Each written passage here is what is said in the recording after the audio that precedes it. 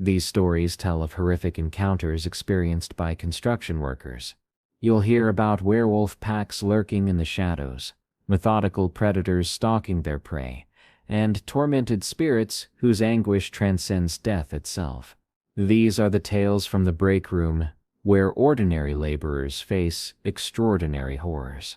Surrounded by werewolves from Armando *, I nearly suffered a complete mental collapse watching that episode of Paranormal Witness back in 2013. At least I believe that was the year. Forgive me if my memory falters. It was Season 3, Episode 9, The Wolf Pack.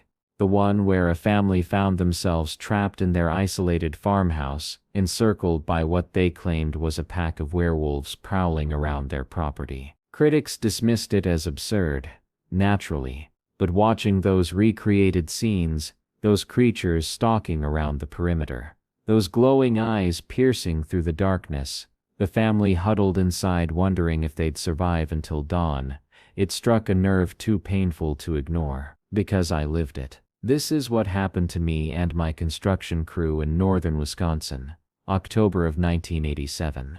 I was working as assistant supervisor for a mid-sized construction company specializing in commercial warehouses and industrial facilities. We'd secured a contract to build a distribution center for a regional supermarket chain on the outskirts of a small town nestled against the wilderness. The location was strategically perfect for the client, close enough to the highway for convenient access, yet sufficiently removed from residential areas to permit 24-hour operations without noise complaints. For us, however, that site would soon become our personal nightmare. The property bordered a vast state forest that stretched for countless miles to the north and west. Our section had been clear-cut decades earlier and briefly used as farmland, before being abandoned to the relentless reclamation of nature. What remained was a patchwork landscape, islands of dense forest interrupted by open meadows of tall grass and scrub brush. The client had purchased roughly 40 acres,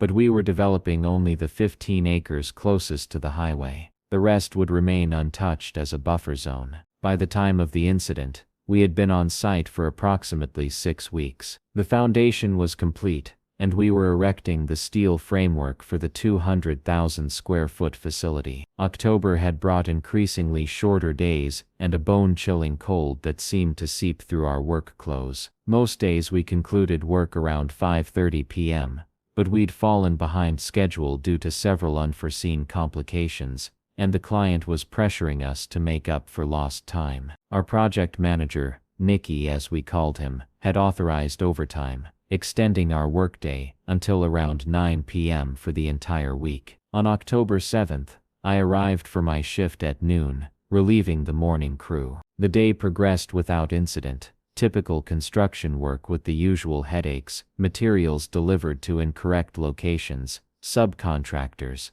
bickering over workspace, equipment malfunctioning at the worst possible moments. By 6 p.m., darkness was encroaching rapidly. We activated the portable floodlights that illuminated our immediate work area, but beyond their harsh glare, the surrounding landscape vanished into an impenetrable wall of blackness. Most of my crew consisted of young men in their 20s, with the exception of our crane operator, Delmont. He was in his 50s and had worked construction for nearly his entire adult life, a veteran of countless job sites across the country. There were 12 of us on site that night, a smaller team than our daytime operations, but sufficient to continue making progress on the structural elements. Around 7:30 p.m., one of our younger workers, Vincent, approached me with an unsettling expression. "Hey, Armando?" His voice wavered slightly. "There's something out there beyond the lights." I assumed he was playing some kind of prank,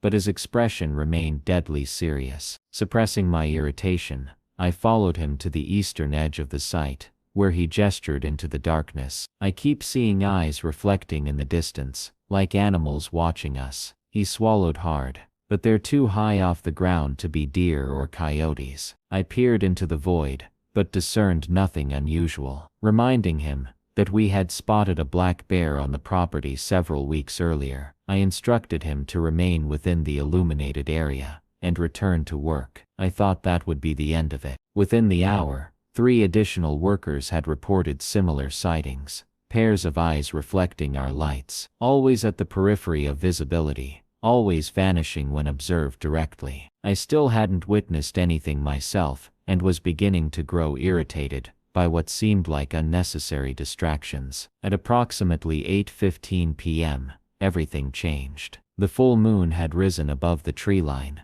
casting an ethereal silver glow across the landscape. Delmont had descended from his crane to stretch his legs when he suddenly froze, his gaze fixed on something beyond the floodlights, out in the meadow, perhaps 100 yards from where we stood. "Holy," he whispered, the rest of his exclamation trailing off. I followed his line of sight, and felt my blood crystallize into ice. In the moonlight, I could clearly distinguish 3 massive figures moving through the tall grass. They were bulky creatures covered in what appeared to be dark fur, moving on all fours, but there was something profoundly wrong with their movement patterns, something that didn't correspond to any normal animal's locomotion. When one of them briefly rose into a bipedal stance to look in our direction, I heard Delmont curse under his breath. "Those aren't bears," he muttered, his voice tight with barely controlled panic. Word spread rapidly among the crew.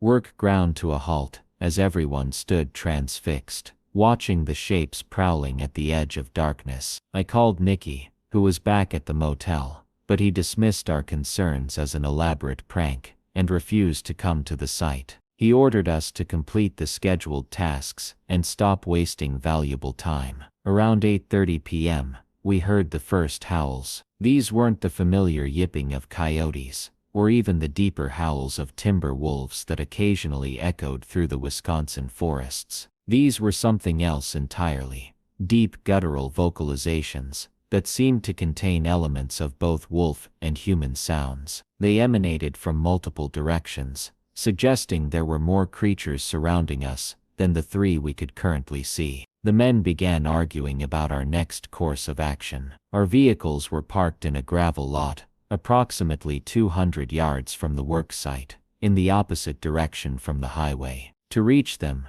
we'd need to traverse an unlit stretch of ground, heading toward where we'd spotted at least one of these unidentifiable creatures. Delmont advocated contacting the police, but several crew members pointed out we'd sound deranged reporting an encounter with what appeared to be, I hesitate to use the word, but werewolves. Some suggested we remain in place until daylight. Others believed we should attempt to reach our vehicles while we still could. I tried desperately to maintain calm, encouraging everyone to focus on completing the critical welding work so we could depart together at 9 p.m., as originally planned. The atmosphere grew increasingly tense as 9 p.m. approached. The shapes continued their patrol of the perimeter, occasionally disappearing into the tree line, only to re-emerge elsewhere. None ventured into the flood-lit area, a small mercy, but they were clearly moving in patterns that suggested they were observing us, assessing us. But for what purpose? At 8:50 p.m., we began shutting down equipment and preparing to depart. That's when Miguel, one of our welders, emitted a shout that caused everyone to whirl around. Standing at the very edge of the light, no more than 30 feet from our primary generator, was one of those things. In the harsh floodlight, its features were more visible than I ever wanted them to be. It stood approximately 7 feet tall, with a muscular, fur-covered body that seemed like a nightmarish hybrid of man and wolf. Its elongated snout was filled with teeth clearly visible, even at that distance, and its eyes reflected the light with an amber glow that seemed to burn with malevolent intelligence. The creature remained motionless, studying us with an awareness that seemed impossible for an animal. Then it dropped to all fours and loped back into the darkness. Panic nearly erupted. 2 of the younger workers were preparing to make a desperate sprint for the vehicles, while others grabbed tools as improvised weapons. "Listen to me," I said, struggling to keep my voice steady. "Those things have not entered the light. They could have rushed us already, if that was their intention. I think they're territorial, not necessarily hunting us." "They're between us and the cars, Armando," Vincent pointed out, his voice breaking. "How are we supposed to get out of here?" We debated our options while the creatures continued their patrol, occasionally visible in the moonlight, periodically announcing their presence with those blood-chilling howls. By approximately 9:30 p.m., we reached a decision. We would remain together, maintain the floodlights, and wait. Perhaps the creatures would eventually lose interest, or perhaps they would move away from the parking area, allowing us an opportunity to escape. A considerable period passed in tense silence. We took turns monitoring the perimeter, while others attempted to rest. Though I doubt anyone actually managed to sleep. None of us genuinely believed in werewolves. Not consciously, at least. But we couldn't deny the bizarre nature of what we were witnessing. We attempted to rationalize it.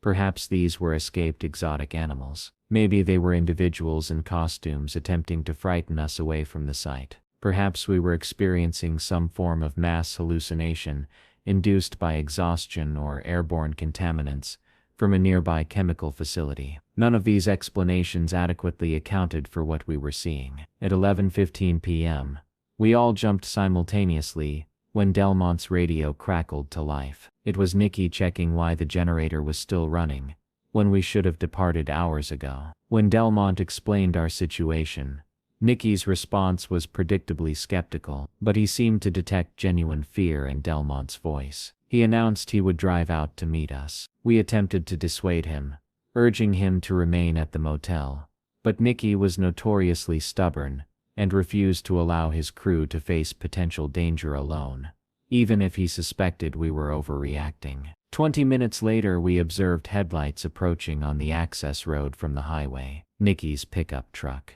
The creatures noticed as well. We watched in horror as two of them broke from the tree line and moved toward the approaching vehicle. We braced ourselves for disaster. Nikki's truck slowed as the figures crossed the access road ahead of him, clearly visible in his headlights. The truck halted completely for approximately 30 seconds, then suddenly accelerated forward, horn blaring continuously. The creatures scattered as Nikki roared into the construction site, sliding to a stop inside our ring of floodlights. He leaped from the truck, his face ashen. "What in God's name are those things?" he shouted. All previous skepticism evaporated. With Nikki's arrival, the dynamic shifted. We now had a vehicle within our safe zone, but it couldn't possibly accommodate all 12 of us. After a brief discussion, we developed a plan. Nikki would drive his truck toward the parking lot, with the crew walking alongside, remaining within the pool of light cast by his headlights and the portable work lights we could carry. We would move as a unified group, reach our vehicles, and escape this nightmare. At midnight, we implemented our plan. Nikki's truck advanced at a crawl, with men flanking it on all sides, each holding whatever tool or piece of equipment might function as a weapon. Delmont carried a portable floodlight, powered by a battery pack, sweeping the illumination ahead of our procession. I walked at the rear of the group with a welding torch, monitoring our backs. We had progressed approximately halfway to the parking lot when I detected rustling in the tall grass just beyond our circle of light. Something was pacing us. I called out a warning, and everyone clustered closer to the truck. Nikki halted, and we formed a defensive circle, all facing outward. The rustling continued, circling us, soon joined by similar sounds from multiple directions. "Feels like they're hurting us," Delmont muttered. "Like we're prey animals." For an agonizing moment, we stood frozen in place, listening to the creatures moving around us in the darkness. Then, without warning, one of them darted through the edge of our light, just a dark blur of movement, there and gone too quickly to react. A demonstration, perhaps, of how easily they could reach us if they chose. Miguel panicked and broke formation, sprinting toward the distant parking lot, before any of us could restrain him. He was 20 yards away, then 30, his flashlight beam bouncing wildly as he ran. We shouted for him to return, certain we were about to witness his demise, but miraculously, nothing attacked him. He reached the halfway point to the parking lot unharmed, then slowed and stopped, realizing he was completely alone in the darkness. He stood paralyzed, his flashlight beam swinging frantically in all directions. "Come back," I called to him. "Don't run, walk slowly." Miguel began cautiously returning toward us, when I spotted it, a massive shape detaching from the shadow of a lumber pile, moving on a parallel course to intercept him. I shouted a warning. Miguel saw it too, and froze. The creature halted as well, observing him from merely 15 yards away. For an excruciating 30 seconds, man and beast remained motionless, locked in a silent confrontation. Then, incredibly, the creature appeared to lose interest. It turned and loped away into the darkness. Miguel nearly collapsed with relief, before carefully resuming his return to our group. That bizarre encounter offered us a glimmer of hope. Whatever these entities were, while undeniably intimidating, they didn't seem intent on directly attacking us, at least not yet. We resumed our slow procession toward the parking lot, maintaining our tight formation around Nikki's truck. Twice more we heard creatures rushing close, catching glimpses of those dark shapes, just at the periphery of our light, but none breached our defensive circle. After what felt like an eternity, we reached the parking lot. The creatures remained visible at the edges of our illumination, watching as we quickly organized ourselves into carpools. No one would travel alone. We started our vehicles simultaneously, forming a convoy with headlights blazing. As we pulled away from the construction site, I glanced back through my rear window. In the glow of the still operating floodlights, I could distinguish at least 5 large shapes moving into the previously forbidden area, investigating where we had been working before disappearing into the night. They showed no interest in pursuing us as we drove away. The following morning, in daylight, Nikki and I returned to the site, accompanied by a local sheriff's deputy. We discovered large, unusual footprints in the soft earth, prints that seemed to transform from wolf-like paws to something more humanoid. The deputy photographed them, but remained visibly skeptical of our account. We indicated areas where the tall grass had been trampled by something substantial, forming paths that no deer or known predator would create. The deputy suggested a small pack of wolves, perhaps intermingled with feral dogs. His explanation failed to account for what we had witnessed, but we didn't press the issue. The project continued with enhanced security measures. We installed additional lighting, some workers brought firearms, and we restricted work hours to daylight only. Remarkably, nothing unusual occurred during the remainder of the job, which we completed 3 months later. Most crew members never discussed that night with outsiders. It became an unspoken secret, and when we referenced it among ourselves, we simply called it the night shift, exchanging knowing glances. Years later, watching that Paranormal Witness episode, I realized I'd never truly processed what we'd encountered. I had buried it, rationalized it, attempted to forget. But those recreated scenes of creatures stalking around a lonely property brought everything rushing back to the surface. The fear, the disbelief, the visceral understanding that I had come perilously close to becoming prey to something beyond my comprehension. I've never viewed a full moon the same way since. When they appear as they inevitably do, a profound dread seizes me, a sensation I cannot adequately explain to those who weren't there with us, because they weren't the ones standing in a circle of failing light, desperately hoping to survive the seemingly endless journey to safety. The Lonely Boy by the Lake from CD Saws. I've witnessed things throughout my life that others don't perceive. Growing up, there was a man who traversed the hallways of our house during the night. No one else ever saw him, a tall figure in dark clothing who would materialize at the end of the corridor, watching silently. My parents attributed these sightings to an overactive imagination, but I knew what I saw. By the time I entered the construction industry, I'd learned to keep these experiences to myself. No one wants to work alongside someone who claims to see spirits. So when I was assigned as foreman at Lakewood Heights, a lakeside development approximately 30 miles outside Portland, I didn't mention my sensitivity to the paranormal. The project consisted of 24 luxury homes arranged in a horseshoe configuration around a small natural lake. The developer marketed it as exclusive living in harmony with nature. They had no conception of what awaited us there. I'd been assigned to this project from its inception. Site preparation commenced in early March, with a projected 2-year timeline to complete all the residences. The developer aimed to create an atmosphere of exclusivity, promoting the community as a retreat from urban life with access to pristine natural surroundings. The lake represented the crown jewel of the property, approximately 3 acres of crystalline water fed by an underground spring, encircled by ancient trees. The developer had fought vigorously to preserve. Their marketing materials described it as a serene oasis. In retrospect, perhaps they should have investigated the property's history more thoroughly. My company had secured the contract to construct all 24 homes, an enormous project that would maintain our workforce and profitability for a minimum of 2 years. My crew was responsible for the initial 6 houses on the eastern shoreline of the lake. We had just completed pouring the foundations and were beginning to frame when I first noticed something unusual. It was late April, roughly 7 weeks into the job. The weather had finally improved, with clear skies replacing the persistent drizzle of early spring. I remained on site until sunset that day, verifying lumber deliveries and ensuring everything was prepared for the following morning.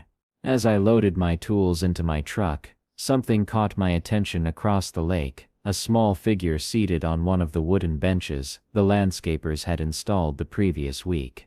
From my vantage point, perhaps a quarter-mile across the water, it appeared to be a boy of 10 or 11 years.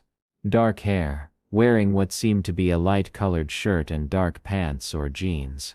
Nothing particularly unusual about that, except the property was enclosed by fencing and clearly designated as a construction zone. No one resided there yet, and the nearest existing homes were over a mile away. Additionally, it was nearly 8 p.m. on a school night. I remember finding it odd, but not alarming. Probably a child from one of the neighboring farms exploring the construction site. I even raised my hand to wave, but the figure remained motionless. I decided to drive around the lake to check on him and ensure he returned home safely. It would have taken approximately 10 minutes to circumnavigate the lake on the newly created service road. When I arrived at the bench, there was no one present, no footprints in the soft soil surrounding it. No indication anyone had been sitting there mere minutes before. I convinced myself I'd been mistaken, that the fading light and distance had created an optical illusion. Perhaps it had been debris left by a worker, or a shadow cast by the trees behind the bench. 2 days later, I saw him again. Same location, same posture, same time of day as I was departing. This time I grabbed my phone and captured a photograph, intending to show it to the security guard who patrolled the site during the night. But when I examined the image, the bench appeared empty. I took 3 additional photographs in rapid succession, but in each one, the bench remained unoccupied, despite the fact that I could distinctly see a small figure sitting there with my naked eye. Over the subsequent 2 weeks, the pattern persisted. I would observe the boy on the bench almost every evening as I was leaving, always in the identical location, always alone, always vanishing when I attempted to approach or document photographic evidence. None of the other workers mentioned noticing anything unusual, and I hesitated to broach the subject. Construction sites attract a particular personality type, and ghost stories aren't exactly welcome conversation among individuals who pride themselves on practicality and physical resilience. By mid-May, I'd started telling myself that stress and my recent divorce were affecting my perception. We were struggling to recover from timber delivery complications, and I'd been enduring 12-hour workdays. I began departing the site before sunset, before that phantom child could materialize again. This avoidance strategy succeeded for approximately a week until an electrical contractor's error with some wiring forced me to stay late. As I was leaving, I kept my gaze fixed on my truck, resisting the compulsion to look toward that bench, but something inexorably drew my attention there, like a magnetic force. The boy sat there, rigid and unnatural, but this time he wasn't alone. A woman stood beside the bench, her hand resting on its back. From that distance, I could discern a slender figure with shoulder-length hair, wearing what appeared to be a dress that rippled strangely in the breeze, as if it moved independently. My skin prickled with apprehension. Something about the woman's posture seemed possessive, controlling. The way she positioned herself behind the boy didn't appear protective. It looked predatory. The hairs on my arms bristled as I observed them. These impossible figures that shouldn't exist. I started my truck with trembling hands and accelerated away, taking a circuitous route home to avoid passing anywhere near that bench. Throughout the weekend, I couldn't dislodge the image of that woman standing over the boy. I drove to the site at dawn, inspecting every inch of fencing, searching for any possible entry points for trespassers. I examined the security system, reviewed camera footage, and personally tested the motion sensors. The property was completely secured. Dense forest surrounded three sides, with a single gated road monitored continuously. The security logs were clean, except for wildlife triggers. No human could have entered without leaving evidence. I located some elderly residents at the local diner, seeking information while pretending to discuss construction logistics. Several opposed our project, claiming we were disturbing elements best left undisturbed. When I pressed for specifics, they would abruptly terminate the conversation or change the subject. One elderly waitress simply shook her head and walked away when I mentioned seeing a woman and child near the lake. I contacted a friend employed at the county records office. He owed me a favor for assisting with his basement renovation, so he conducted some after-hours research. The property history appeared unremarkable. Farmland until the 1950s, then timber company holdings. But he discovered something peculiar. The surveyor's report from when the developers purchased the land noted an anomalous ground depression near the northeast shore that didn't correspond to natural geological formations. The developers had simply filled it before beginning construction. By early June, the sightings continued to send ice through my veins each time. The boy and woman would appear without warning, one moment absent, the next present, staring across the water. Sometimes he sat alone, small and vulnerable on that bench. Other times, she hovered near him like a shadow. Each appearance left me lightheaded with dread, my hands clammy on the steering wheel during my drive home. I'd abandoned attempts to photograph them or approach them. Whatever these apparitions were, they operated according to different laws than our world. Everything changed on June 18th. I remember it was my younger brother's birthday, because his calls and messages had been illuminating my phone throughout the day, demanding to know my whereabouts. A concrete truck had malfunctioned mid-pour, leaving us scrambling until dark to complete the job before the mixture hardened. My head throbbed, and my back ached as I finally headed toward my vehicle, desperate to escape the site and the phantoms that haunted it. My route home took me around the northern end of the lake, then east along a newly paved road that would eventually serve as the main entrance to the development. As I rounded the lake, I spotted the boy and woman again, but this time they weren't at the bench. They were walking slowly along the shoreline path, heading east in the same direction I was driving. I reduced my speed, expecting them to vanish as they always did when I approached too closely. But they remained visible, solid and substantial in the golden light of the setting sun. The boy was wearing what I could now distinguish as a white button-up shirt and dark blue pants, attire that seemed oddly formal for a lakeside stroll. The woman wore a pale blue dress that fell just below her knees, her brown hair lifting slightly in the breeze. As I drew alongside them, I decreased my speed to barely 10 miles per hour, my curiosity finally overcoming my apprehension. They didn't acknowledge my presence, continuing their slow, deliberate pace along the path. I was close enough now to discern their features clearly. The woman appeared to be in her 30s, with a solemn expression that wasn't quite sorrowful but certainly wasn't cheerful. The boy looked younger than I'd initially estimated, perhaps 8 or 9, with a serious countenance that seemed inappropriately mature for his small frame. I drove past them, watching in my rearview mirror as they continued their walk. Then the boy's head snapped toward my vehicle with an unnatural quickness. His eyes locked with mine in the mirror, and his lips moved. The words were unmistakable. "Help me." The woman's grip tightened on his shoulder at that precise moment, her fingers digging into his flesh. Her face transformed into something inhuman for just an instant, a flash of rage that wasn't merely stern, but malevolent. She wasn't protecting him. She was his captor. I slammed the brakes, tires skidding on loose gravel. When I looked back, the roadside was empty. They hadn't walked away, or faded gradually. They had simply ceased to exist. I sat there, engine running, knuckles white on the steering wheel, stomach churning with nausea. The boy's desperate plea burned in my mind. This wasn't some lost soul wandering aimlessly. This was a child trapped by something sinister. The woman wasn't his mother. She was his jailer in death as she must have been in life. I almost turned back to search for them. My brother's birthday dinner forgotten. But what could I actually accomplish? Chase ghosts across an empty construction site. And yet, that plea continued echoing in my head. The terror in the boy's eyes.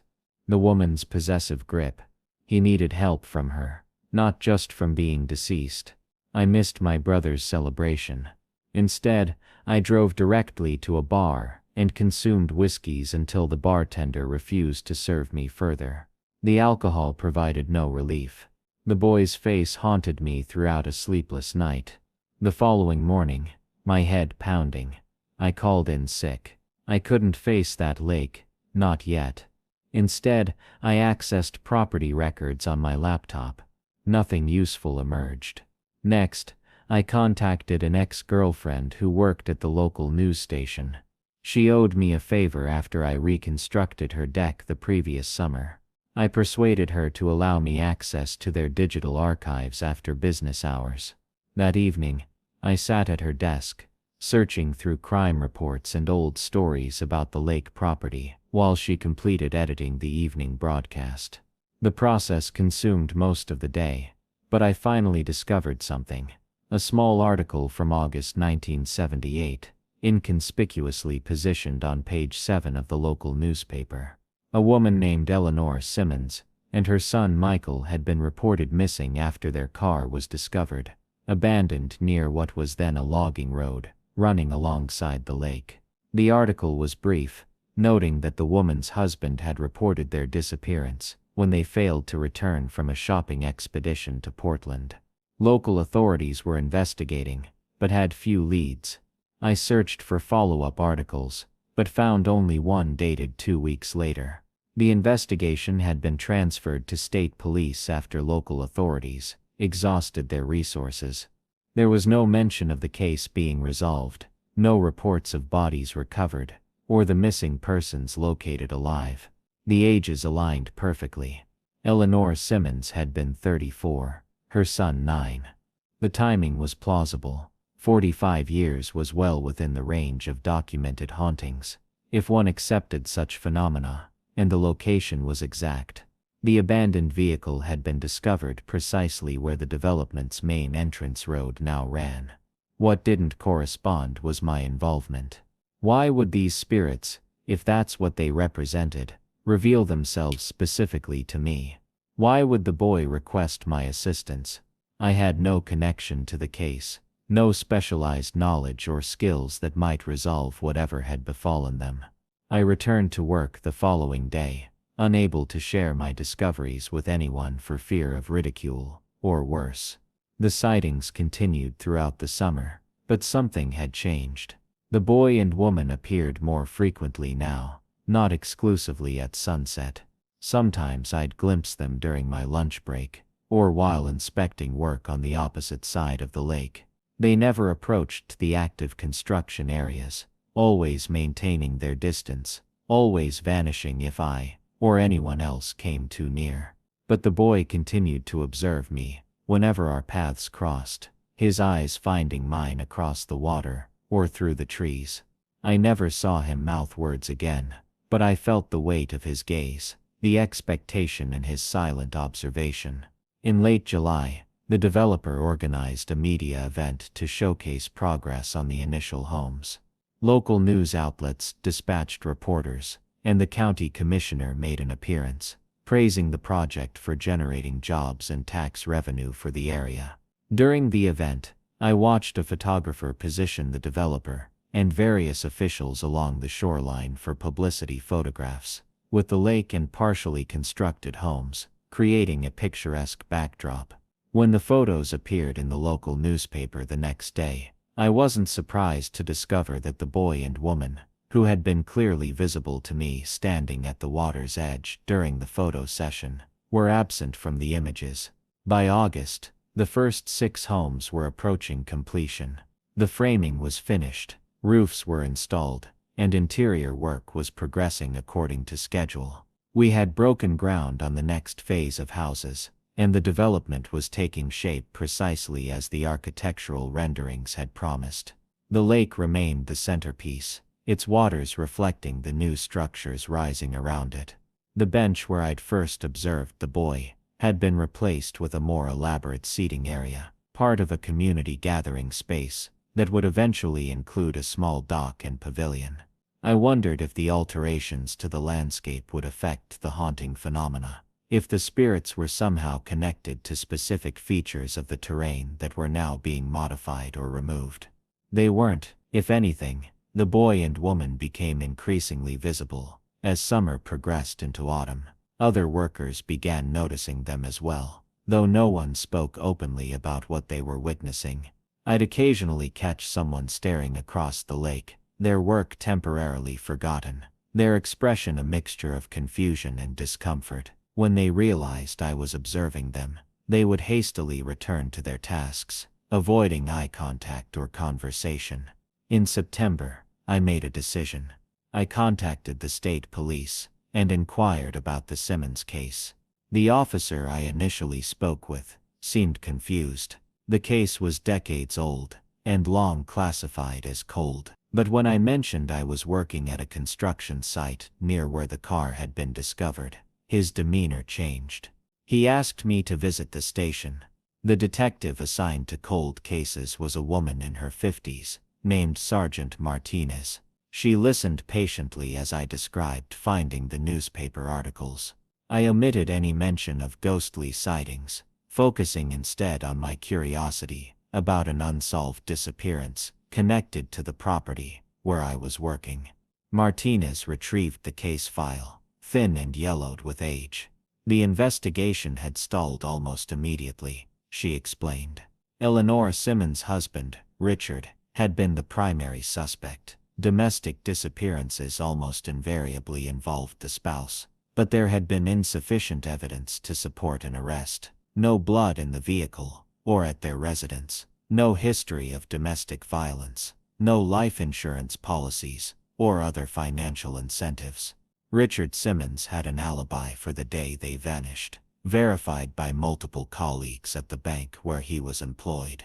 The case had gone cold within months. Richard Simmons had relocated the following year, eventually remarrying and moving to Arizona. He died in 2011, never discovering what had happened to his wife and son. I asked if the lake had ever been searched. Martinez confirmed it had been, multiple times over the years. Nothing had ever been found. She seemed to be studying me carefully, perhaps wondering why a construction foreman was so interested in a 45-year-old missing persons case. I thanked her for her time and departed, no closer to understanding what I was experiencing at the lake. October brought heavy rainfall that delayed our work and transformed the site into a muddy quagmire. The lake level rose significantly, flooding sections of the newly landscaped shoreline and threatening the foundations of the homes nearest the water. The developer brought in environmental engineers to assess the situation, and they recommended installing additional drainage systems to manage the unexpected water volume. The excavation for these drainage systems began in late October, focusing on the northeastern shore, where the flooding was most severe. 3 days into this work, one of the backhoe operators radioed me urgently. They had uncovered something in the soil, approximately 6 feet below the original ground level. I arrived to find him standing, pale-faced, beside his machine. In the freshly exposed earth lay the unmistakable shape of an automobile. its once metallic surface now reduced to rust and corrosion, after decades underground. Even before the forensic team confirmed it, hours later, I knew we'd discovered Eleanor Simmons' missing vehicle, buried deep in what had once been a marshy area of shoreline, but was now solid ground, due to decades of natural silting and deliberate landfill by previous property owners. The recovery operation took a week. The car had been deliberately buried beneath layers of soil and rocks, concealed from previous searches. Inside were two bodies, a woman and a boy. But the forensic report revealed something chilling. The woman wasn't Eleanor Simmons. She was identified as Patricia Winters, Richard's colleague at the bank. DNA confirmed the boy was Michael Simmons. The truth emerged in fragments. Richard Simmons hadn't merely been engaged in an affair with Patricia. They had planned to create a new life together. But Eleanor had discovered their relationship and threatened to take everything in the divorce, including full custody of Michael. The plan had apparently been for Patricia to eliminate Eleanor from the equation. Then she and Richard would raise Michael together as their own. But something went catastrophically wrong. The sedatives Patricia administered to Eleanor didn't function as intended. Eleanor never entered the vehicle. Instead, Patricia took Michael, possibly intending to use him as leverage. The police discovered Patricia's personal diary, hidden in the car's spare tire compartment, somehow preserved in a waterproof container. The final entry described Michael witnessing something he shouldn't have seen, and threatening to tell his father what Aunt Patty did to Mommy. Patricia wrote that the boy could no longer be trusted, and she needed to fix the situation. Eleanor's remains were never recovered. Construction at Lakewood Heights was suspended for nearly 3 months during the investigation and subsequent media frenzy. The developer considered abandoning the project entirely, fearing the property would be permanently tainted by its association with the tragedy. But by February, work had resumed, albeit with a more subdued marketing approach that emphasized the natural beauty of the area, rather than its peaceful seclusion. I continue working at the site, overseeing the completion of homes that will soon be occupied by families, either unaware of or unconcerned about the tragedy that occurred there decades ago. The lake remains the centerpiece of the development, its waters calm and reflective on clear days. The boy and woman no longer manifest on its shores. Whatever kept them bound to this place seems to have been resolved by the discovery of their remains and the revelation of the truth surrounding their deaths. Sometimes, I find myself instinctively searching for them, scanning the shoreline or the bench where I first observed the boy sitting alone. But the only figures I encounter now are construction workers, landscapers, and occasionally prospective home buyers touring the property. The ghosts have found their peace. I'm still searching for mine. The Blueprint Man from Anonymous. Have you ever considered whether you've unknowingly encountered a methodical predator walking among us? They're statistically less common these days, if you believe modern crime data, but I'm convinced they still exist, hidden in plain sight, because I believe I came face to face with one. We were constructing an addition to our local hospital, a substantial project involving 5 stories with 2 wings connecting to the main building. The structural framework was approximately halfway complete when this individual first appeared. He simply materialized one day in March, tall, unnaturally thin, wearing a pristine white button-down shirt that was conspicuously immaculate for a construction environment. He always carried a blue cylindrical case, the type architects use for transporting blueprints. He would methodically patrol the site perimeter, documenting observations in a small black notebook. One of our workers inquired if he was an inspector. I had no information about any scheduled inspection. What disturbed me most was that he never wore appropriate safety gear, never registered at the site office, and never communicated with any of us. Instead, he seemed to simply observe. One of our newer team members expressed concern as well. "That man doesn't examine the building," he remarked during lunch one afternoon. "He studies us." I advised the new worker to disregard the stranger's presence. But the following day, I witnessed him approach the tall man near the eastern stairwell. I was operating on the third floor and couldn't hear their exchange, but I observed the new worker attempting to establish rapport. The tall man responded with an unnatural smile, not a genuine expression of friendliness at all, then abruptly turned and departed. Later, the new worker recounted, he didn't utter a single word, just stared at me, as if he was committing my face to memory. The tall man didn't return for several days afterward. Then the new worker began missing shifts without notification, which was uncharacteristic of him. When he failed to appear for a second consecutive day, we contacted his emergency contact, his sister. She called back that evening, her voice breaking with grief. The new worker had been discovered lifeless. Someone had severed his throat with surgical precision. I was summoned to the new worker's apartment to identify some of his possessions. What awaited me there continues to haunt my nights. The walls were completely covered with blueprints, not professional architectural drawings, but meticulously hand-sketched renderings of the hospital,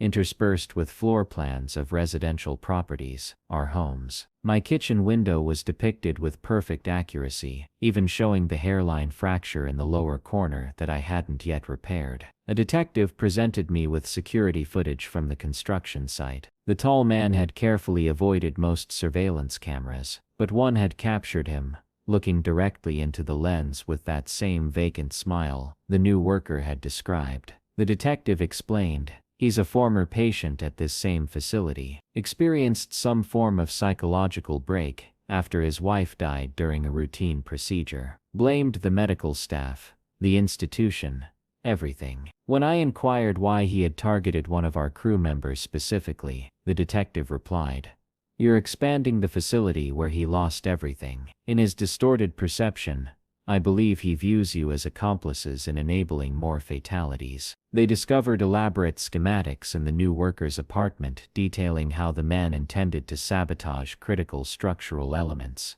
ensuring the building would eventually collapse after opening. I suspect our new colleague had interrupted whatever he was implementing that day, and the tall man was displeased with the interference. Law enforcement conducted an extensive manhunt for weeks afterward. Construction was temporarily halted, and eventually resumed with police protection. We examined and re-examined every aspect of the structure during completion, but thankfully found no evidence of tampering. They never apprehended the tall man. Since then I've heard accounts from 3 additional construction sites in the region, workers describing sightings of a tall individual, with a blueprint tube lingering around the perimeter, at dusk. Last month a carpenter from another medical facility project vanished without explanation. Authorities discovered drawings in his garage, not of the building where he was employed, but of the next healthcare facility planned for development in the region. Law enforcement has never officially connected these incidents. The detective who handled our case retired, and newer officers seemed dismissive of concerns about the blueprint man. But those of us in the construction industry remain vigilant. Crews warn each other, if you observe him watching, you're already in danger. I've installed comprehensive security systems and motion sensors throughout my residence. Frequently, I awaken at night, convinced I hear movement outside my windows. Perhaps the most unsettling aspect is that nobody outside our industry acknowledges a connection between these events. He leaves no traceable evidence, only those detailed architectural renderings, and the victims discovered in his wake. I maintain records of every reported sighting, and every unexplained disappearance within the construction sector throughout this region. A definite pattern exists, but it's too geographically dispersed for authorities to establish meaningful connections. Final thoughts: today's narratives ventured into more extreme territory than usual, but I believe they achieved a truly spine-chilling effect. The werewolf encounter particularly stands out among my recent offerings. That infamous Paranormal Witness episode remains etched in my memory. Upon first viewing, I distinctly recall remaining awake far longer than intended that night, my mind unable to quiet itself enough for sleep. Whether you believe in the supernatural or not, these tales remind us that sometimes the true horror lies not in what we can see, but in what might be watching us from just beyond the light.